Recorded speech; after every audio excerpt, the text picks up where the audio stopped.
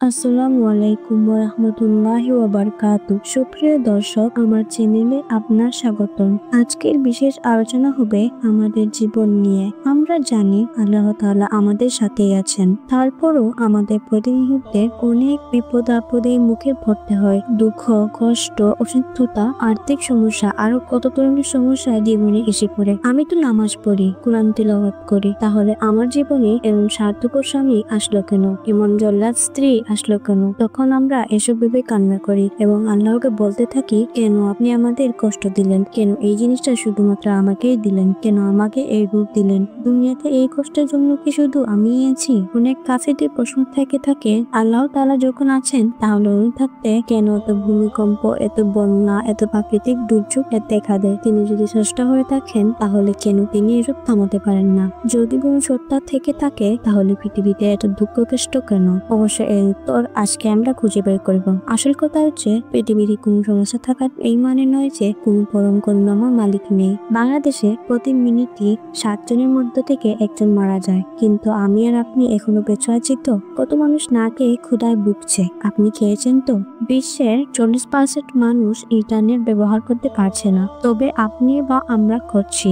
10 থেকে 15% মানুষ ইন্টারনেটকে তা চিনেই না, কিন্তু আমি আপনি সাধারণভাবে ইন্টারনেট চালাচ্ছি, ভিডিও দেখছি। ঠিক এভাবে আল্লাহ তাআলা বিভিন্ন উপায়ে আমাদের বরকত দিয়ে যাচ্ছেন, আমাদের উপর রহম করছেন, দয়া দেখিয়ে যাচ্ছেন। তিনি আমাদেরকে এভাবে নিয়ামত দান করেন। তিনি বলেন, আমি তাদের মধ্যে বিভিন্নভাবে নিয়ামত বিতরণ করি যেন তারা স্মরণ করে, কিন্তু অধিকাংশ লোক অকৃতজ্ঞতা প্রকাশ করা ছাড়াই কিছুই করে না। আমরা যদি আল্লাহর নিয়ামতগুলো গুনতে শুরু করি তাহলে তা গুণে শেষ করতে পারবো না। মহান রব্বুল আলামিন মানুষকে ভালোবেসে সকল নিয়ামতগুলো উন্মুক্ত করে দিয়েছেন। তিনি বলেন, তোমরা কি দেখো না, আল্লাহর মঙ্গল ও ভূমঙ্গল যা আছে সবকিছু তোমাদের কাজে নিয়োজিত করে দিয়েছেন এবং তোমাদের প্রতি তার প্রকাশ্য ও প্রকাশ্য নিয়ামতসমূহ পরিপূর্ণ করে দিয়েছেন। এখন প্রশ্ন হলো যে, আল্লাহ তাআলা যদি মানুষকে এত ভালোবাসেন, এত নিয়ামত দেন, তাহলে কোনো মানুষকে এত কষ্ট দেন এবং বান্দাদের কষ্ট দিয়ে আল্লাহ তাআলার লাভ কি হয়? তবে আল্লাহ তাআলা নিজেই এই প্রশ্নগুলোর উত্তর দিয়েছেন। তিনি বলেন, আর আমি তোমাদেরকে অবশ্যই পরীক্ষা করব,